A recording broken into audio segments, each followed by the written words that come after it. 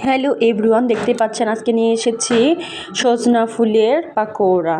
দেখতেই পাচ্ছেন যেহেতু এখন নতুন নতুন সজনা ফুলের ফুল এসেছে গাছে, সজনা গাছে ফুল এসেছে, তাই আমার চোখের সামনে ছিল গাছ, আমি একটু পেরে নিয়ে চলে এসেছি। অন্যের যেহেতু গাছ ছিল তাই অল্প করেই পেরে নিয়ে এসেছি।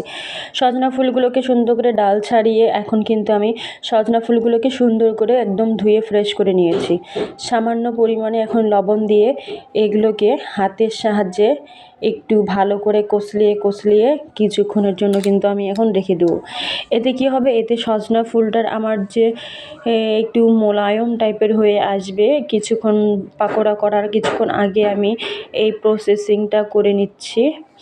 দেখতেই পাচ্ছেন খুব সুন্দর করে একেবারে আমি হাতের সাহায্যে লবণটাকে দিয়ে সুন্দর করে আমি দেখতে পাচ্ছেন মেখে চেখে একদম ভালো করে জোরে সোরে কিন্তু কচলিয়ে নিচ্ছি লবণগুলোর সাথে সজনা ফুলগুলোকে। এখন আমি প্রায় 10 মিনিটের জন্য এই ফুলগুলো দেখতে পাচ্ছেন হালকা একটু একদম নেতিয়ে এসেছে। এখন আমি 10 মিনিটের জন্য ফুলগুলোকে দেখতেই পাচ্ছেন সুন্দর করে কচলিয়ে নেওয়া শেষ। 10 মিনিটের জন্য আমি ঢাকনা দিয়ে ভালো করে ঢেকে দিলাম। প্রায় 10 মিনিট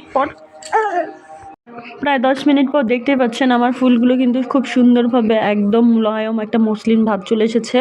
এখন আমি সামান্য পরিমাণে কাঁচা লঙ্কা কুচি কুচি করে কাটা ও দেখতেই পাচ্ছেন ঝিরিঝিরি করে কিন্তু আমি পেঁয়াজ কেটেছি। এই পেঁয়াজ কুচি আর হলো মরিচ কাটা কুচিগুলো এখন আমি সেই সজনা ফুলের মধ্যে দিয়ে দিলাম। দেওয়ার পর এখন আমি হালকা পরিমাণে এতে আমি একটু হলুদ দিয়ে দিলাম। দেওয়ার পর দেখতে পাচ্ছেন এই 3টা উপকরণই আমি দিয়েছি, আর অন্য কিছু দেইনি। এখন কিন্তু আমি এতে প্রয়োজন মতো চালের যে গুঁড়ো আছে সেই চালের গুঁড়ো অ্যাড করে দেব।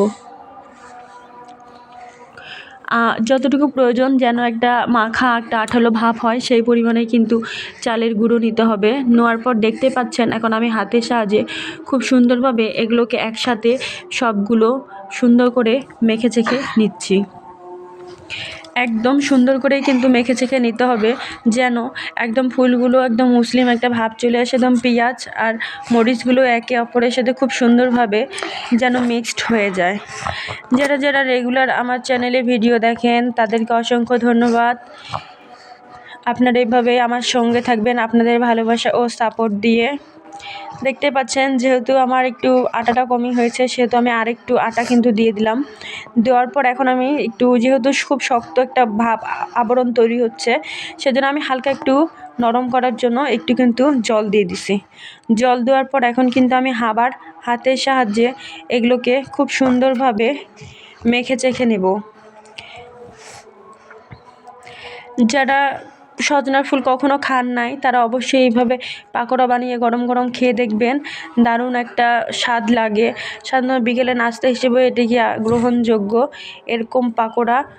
যেহেতু এখন সজনার সিজন আসতেছে আর গাছে গাছে কিন্তু এখন নতুন নতুন ফুল গজিয়েছে, সেই ফুলগুলো আমি তুলে নিয়ে এসেছি।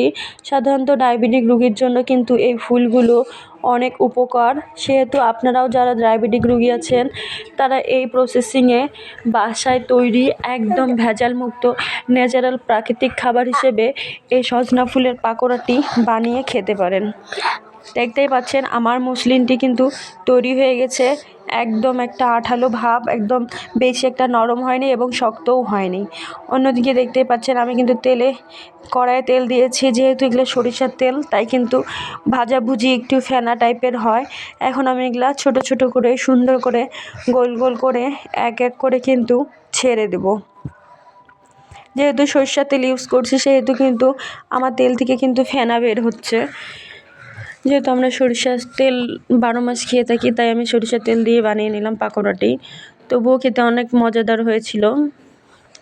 আস্তে আস্তে কিন্তু দেখতেই পাচ্ছেন আমি সবগুলো পাকোড়া কিন্তু গোল গোল করে সেই মিশ্রণটি দিয়ে দিচ্ছি তেলের মধ্যে। আমার আজকের রেসিপিটি কেমন লাগলো অবশ্যই কমেন্ট করে জানাবেন। একদম নতুন এবং ভিন্ন একটা রেসিপি কেমন লাগলো আপনাদের অবশ্যই কমেন্ট করতে ভুলবেন না। যারা আমার চ্যানেলে নতুন যুক্ত আছেন তাদেরকে অসংখ্য ধন্যবাদ, আর যারা এখনও যুক্ত হননি তারা অবশ্যই আশা করছি আমার চ্যানেলে যুক্ত হয়ে যাবেন। আমার প্রত্যেকটা ভিডিও আপনারা ফলো করবেন। নতুন কিছু আপডেট দেওয়ার চেষ্টা করি, একটু ব্যতিক্রম টাইপের। এখন কিন্তু দেখতে পাচ্ছেন এক পিঠ আমার খুব সুন্দর লাল লাল হালকা হয়ে গেছে, তাই কিন্তু আমি পাকোড়াগুলোকে একটু করে উল্টিয়ে উল্টিয়ে দিচ্ছি।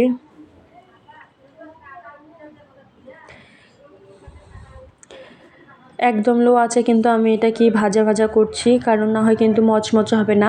আর এখানে কিন্তু আপনারা কিন্তু চালের আটার পরিবর্তে অনেকেই কিন্তু ডালও ব্যবহার করতে পারেন।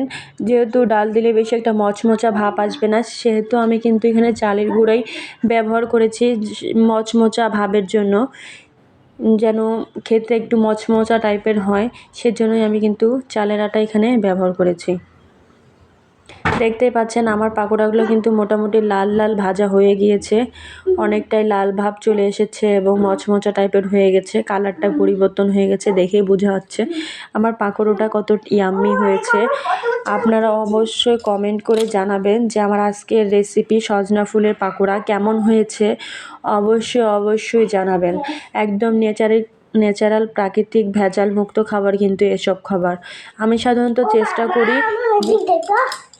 প্রাকৃতিক ন্যাচারাল খাবার শেয়ার করতে, তাই আজকে নিয়ে চলে আসলাম নতুন আরেকটি রেসিপি, সজনা ফুলের পাকোড়া। আমার পাকোড়াগুলো কিন্তু মোটামুটি হয়ে গেছে ভাজা, এই যে আমি নামিয়ে নিয়েছি। নামিয়ে নেওয়ার পর দেখতে পাচ্ছেন ফাইনালি একটা কত ইয়াম্মি একটা লুক চলে এসেছে। যারা দোকানের খাবার খেতে একদমই পছন্দ করেন না, তারা বিকালের নাস্তা হিসেবে কিন্তু এসব পাকোড়া খেতে পারেন। একবার ট্রাই করে দেখবেন, অবশ্যই ভালো লাগবে। সজনা ফুলের পাকোড়া কেমন লাগলো আমার আজকের রেসিপিটি অবশ্যই আপনারা জানাবেন। আর এতক্ষণ আমার সঙ্গে থাকার জন্য আপনাদের অসংখ্য ধন্যবাদ। ভালো থাকবেন।